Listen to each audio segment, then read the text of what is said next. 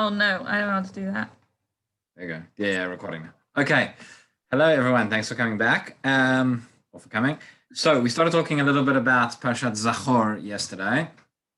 Talking about the mitzvah and how we fulfill it this year. So I want to just talk about a few other things. We'll get to Purim soon, as I promised, probably the next session. But something interesting. So you probably all realize that Purim is a festival d'Rabbanan, right? It can't be d'Oraita because it happened after the time the Torah was given. Whereas Parashat Zachor, which we spoke about yesterday, is certainly the mitzvah to remember Amalek, we mentioned, is a mitzvah aseh minat Torah.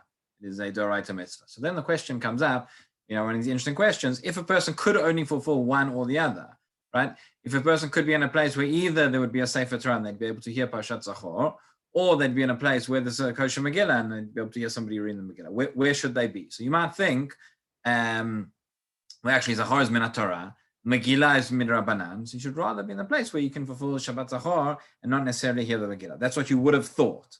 So it's very interesting, Magen Avraham. I'm going to read inside with you some of it.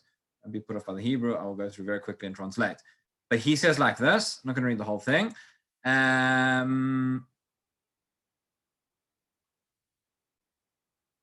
So he quotes one of the Rishonim called the Tosfot Shantz, and he says, and then he quotes the Smak as well, who says like this: Mitzvah aseh Zachor tasha asa. Right, we have a positive mitzvah to hear what Amalek did, to remember. And therefore it would seem that there is more of an obligation to hear Zachor with a minyan from hearing the Megillah in its time. But people aren't so careful about this for whatever reason. So he says, Ad kan l'shano. That's the Magen Avraham quote, is one of the commentaries on the Shulchan Aruch, quoting the Smak. And then he says, I don't agree. He says, I'll tell you why it works this way, why people are more careful if they only had one option, to be in a place where you can go to shul on Purim and hear the Megillah rather than here on Shabbat Zachor. Where does it say in the Torah that we have to hear specifically on this Shabbat? This is going to be quite important for the next question we'll discuss, which is whether women have an obligation in Parashat Zachor, the same as men do. It was chosen, this is a Shabbat where many people, obviously pre-corona times, are in shul on Shabbat, and therefore this is the time to fulfill this mitzvah. And also next to Purim, as we mentioned yesterday, talk about Amalek. Close to the time we talk about Haman, who was, of course, from the descendants of Amalek. And then he says, that's in the Magen Avraham Chiddush, says,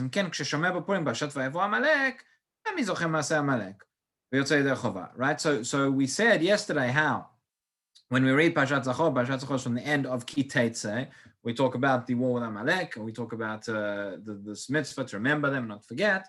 There's also another place in Parashat B'Shalach where it talks about the fight with Amalek, and that is the Torah reading that we have on the morning of Purim. So it says to Magen Avraham that if you didn't come to shul on Shabbat Zachor, and you heard this reading over there, you could still fulfill the mitzvah. So this is a bit of a machloket. Not everybody agrees whether you can fulfill this mitzvah of Zachor with other readings from the Torah of Amalek, but that's what the Magen Avraham says. And certainly for this year, going back to what we said yesterday, let's say you're in a place where the shul is not opening on Shabbat Zachor, and you're not able to go, but the shul is going to be open for Purim, or a person doesn't want to go out twice. So you could go on Purim, you could hear the reading, which talks about the Parashat of Amalek, and therefore you could still fulfill the mitzvah that way as well. Okay, what about kavanah? That's the second point. We mentioned yesterday, we have a principle, mitzvot shreichot kavanah. Whenever we do any mitzvah, which is a mitzvah from the Torah, we have to have in mind that we are fulfilling that mitzvah. So when it comes to the mitzvah of remembering Amalek, that's no different. The person has to have in mind that they are fulfilling the mitzvah. If you've ever been to shul on Shabbat Zachor, everybody remembers in many places, the gavai or the rabbi or whoever it is will get up before the reading and announce, we're now going to fulfill the mitzvah of Zachor. Everybody should have in mind to fulfill the mitzvah, and the person who's reading will have in mind to fulfill the mitzvah as well, etc., etc. On Shabbat Zachor, that's fine. But what happens when you want to fulfill it another time? Let's say it just happens to be Shabbat B'Shalach, what happens to be Purim, what happens to be Shabbat Ki Teitzei, when ordinarily people would not have in mind that they are now fulfilling the mitzvah of remembering Amalek. So then the proper thing to do is that the gabbai or the rabbi, whoever it is, should get up and say, I want everybody to have in mind, the Baal Koreh should have in mind that we're now going to fulfill this mitzvah as well. Everybody who's listening should have it in mind. That's something which is going to be relevant. We're going to have to remember that before Ki Teitzei in August, just to say that as well. Okay. Third question, which I want to touch on a little bit more, is what about women? Do women have a mitzvah, to have a chovah to hear this story of Amalek? So, very interesting debate between the Sefer Chinuch and Minchat Chinuch about this question. Sefer Chinuch is one of the Rishonim. We have it's one of the earliest books which goes through all the Tariag mitzvot, all 613. He goes through parsha by parsha, and he mentions what are the mitzvot in that week's parsha. What are the reasons for them? What are some of the details where they apply?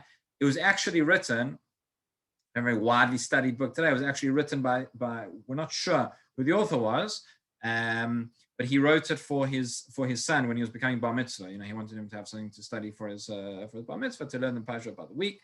And he writes that women are exempt from this mitzvah. He writes that women are patur from the mitzvah of Zachor, of hearing Amalek. Why?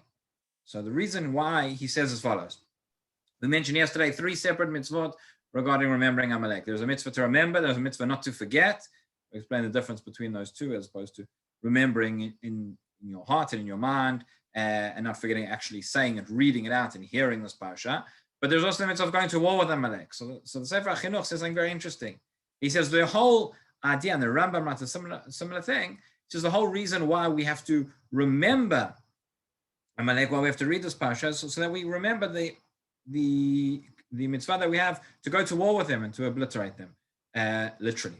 As I said yesterday, that part is not applicable today in current situation. Nobody knows today who Amalek is, and that is not something which is relevant in this day and age.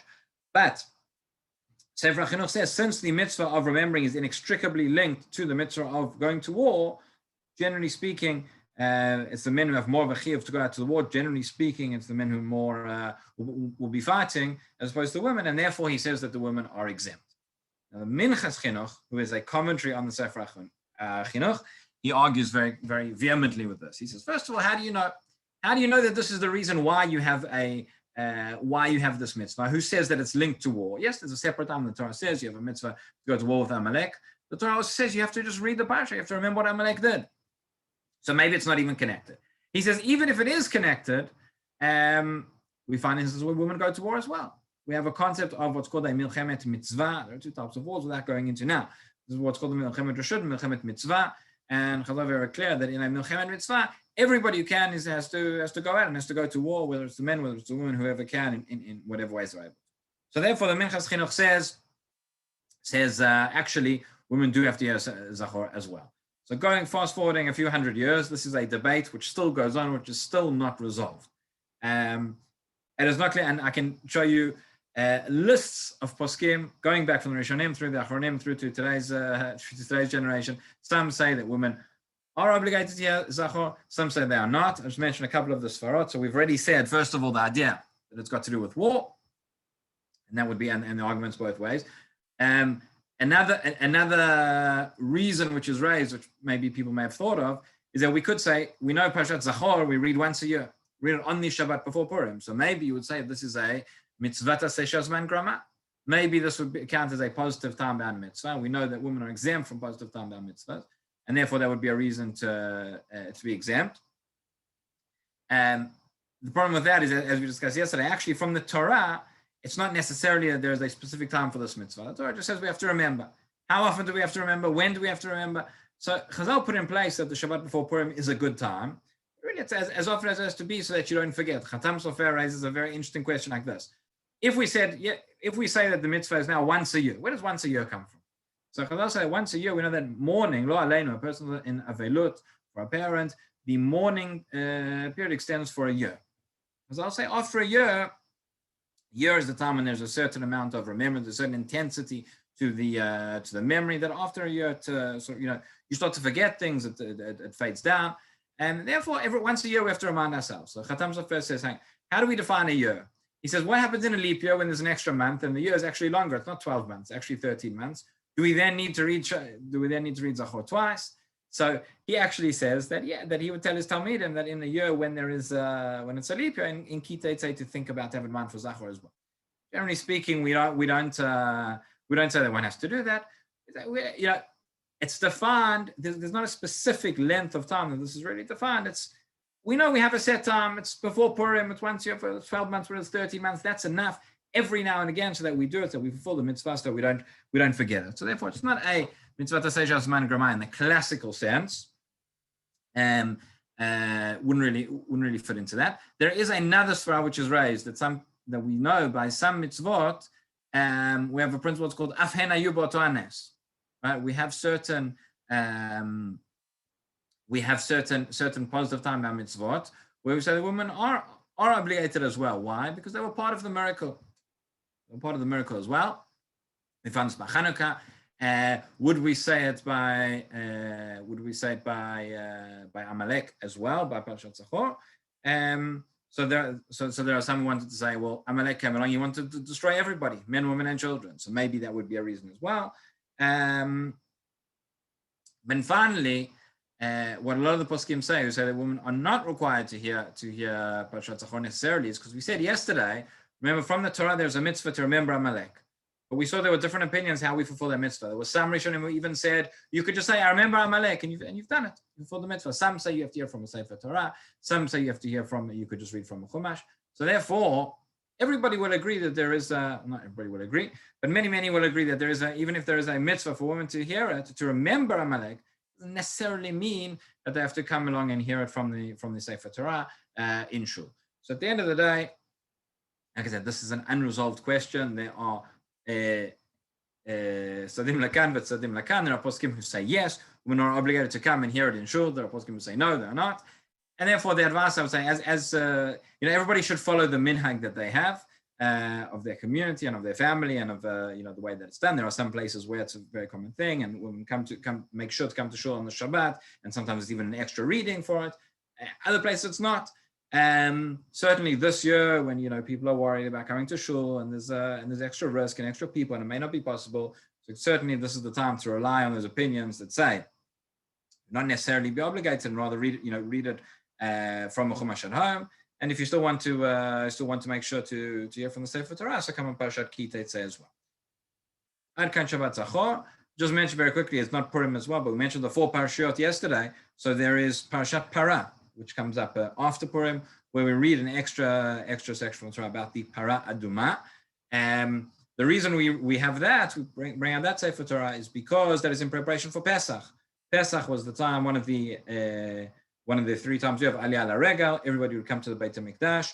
We don't really have these halachot of Tumah and Tahara nowadays, but a person had to go to the mikveh, had to make sure they were in a state of Tahara before they could come to the Mikdash, before they could bring their Korban Pesach, which everybody had to bring.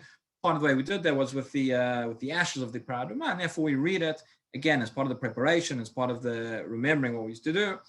There is an opinion that reading is also from the Torah, right? But it's not as widespread, and many poskim hold that actually Parashat Para is not a Torah obligation to go in here, and therefore certainly in this year one can rely on that opinion as well. Adkan. Those are our 15 minutes for today. We will carry on Thursday, just before SPM. Fast forwarding, we'll finish Parashat Shabbat Zachor. We'll talk a little bit about Tanit Esther and get into Purim as well.